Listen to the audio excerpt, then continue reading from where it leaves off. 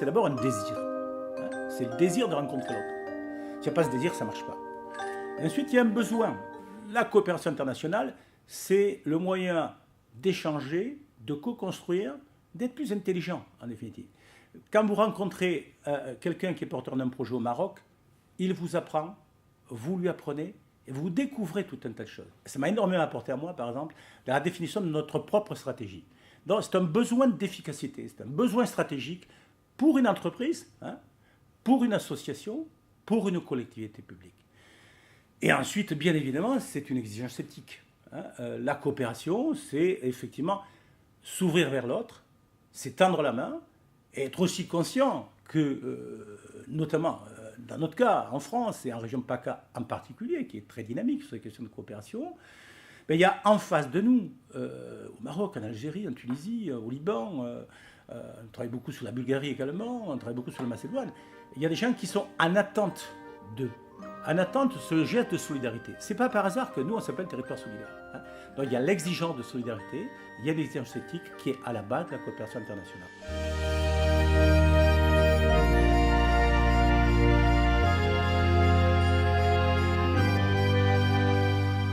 Territoire solidaire, c'est un réseau.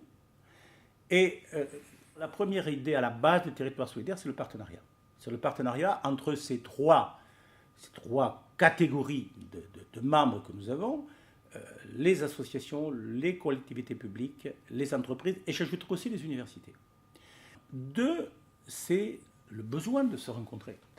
On est dans une situation où, avant le territoire solidaire, on n'avait pas d'espace de rencontre pour savoir qui faisait quoi là où vous étiez. Et la troisième raison technique du territoire solidaire, c'est la formation. On a tous besoin dans ce domaine, notamment les associations, mais aussi les collectivités locales, on a tous besoin de formation. Formation sur les procédures, formation sur les contraintes techniques. Il n'y a pas que l'aspect procédure. La formation, c'est aussi l'ingénierie de coopération. C'est aussi parfois le bricolage, c'est-à-dire comment on s'en sort, quoi.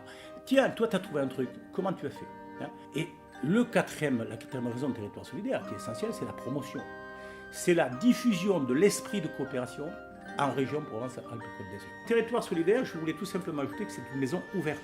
C'est une plateforme qui est extrêmement hospitalière à Marseille, à côté du Vieux-Port. Donc venez nous voir ici, de rue Rigord. C'est extrêmement important. C'est en vous rencontrant que nous, on a des idées, que vous aussi vous avez des idées, et après ça nous rend heureux.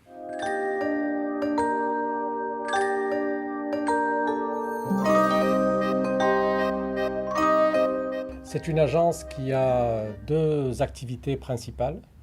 La première, elle concerne le renforcement des capacités des personnels qui accompagnent les porteurs de projets au Maghreb.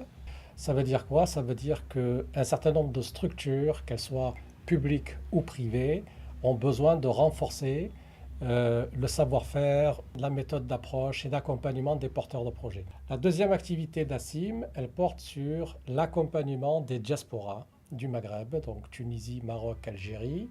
Ce sont des porteurs de projets qui vivent en Europe pour justement faire en sorte que ces porteurs de projets qui ont un savoir-faire, qui ont une compétence, puissent investir dans leur pays d'origine, même s'ils n'y ont jamais vécu, même s'ils ne le connaissent pas, et qui a besoin d'être accompagnés pour mieux appréhender les questions liées à l'administration, au financement de son projet, à son installation, etc. C'est le travail d'ASIM.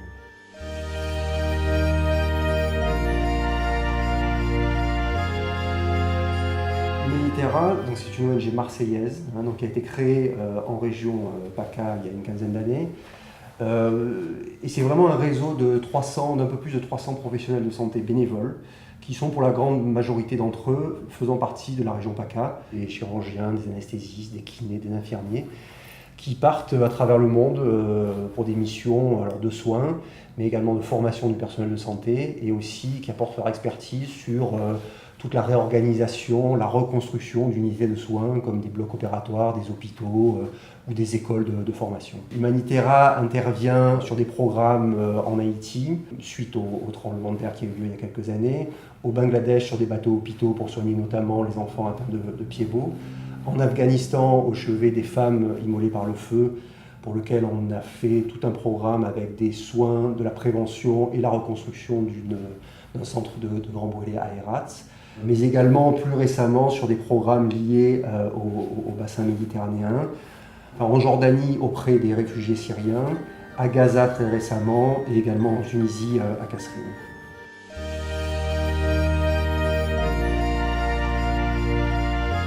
La Société des eaux de Marseille est une entreprise qui gère le service public de l'eau et de l'assainissement pour le compte des collectivités. Nous sommes engagés sur le terrain de la coopération internationale depuis environ 20 ans. L'eau est un service essentiel. Sa gestion nous confère des responsabilités au plan humain et sociétal. C'est pourquoi nous avons créé, en 2001, WaterHelp, une cellule qui agit en situation d'urgence et pour de l'appui au développement. Elle est composée exclusivement de salariés volontaires du groupe. Depuis 1998, nous avons mené de nombreuses missions au nord du Mali qui nous ont amenés à créer les 2 premiers réseaux d'eau potable de ces villes. Ainsi, de forts liens d'amitié se sont tissés et cela a permis d'ouvrir nos projets à d'autres thématiques, par exemple l'éducation, la santé ou le maraîchage. Ces actions permettent de mettre en valeur l'expertise et le professionnalisme de nos salariés. Elles participent ainsi au rayonnement de notre entreprise à l'international et au plan régional.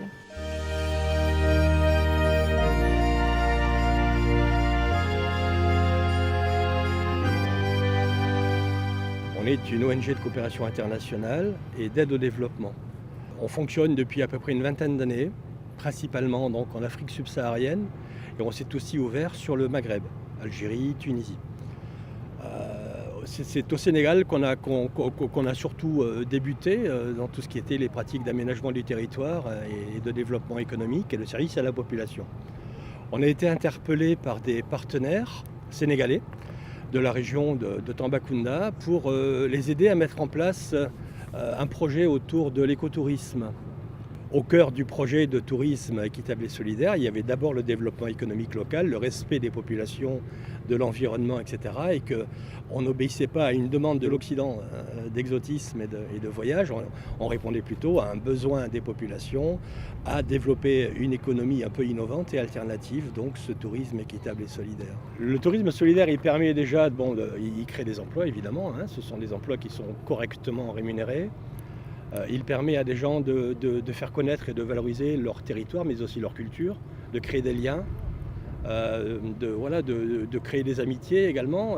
C'est aussi une manière de lutter un peu contre le tourisme de masse en proposant quand même une forme de voyage alternative pour petits groupes. C'est un tourisme sur mesure qui se pratique pour des familles, pour des petits groupes. Les 2 principes de base, c'est la non-intrusion et la non-ingérence. Donc des touristes qui sont un petit peu conseillés pour éviter de trop perturber la vie des villages et des populations qu'ils visitent.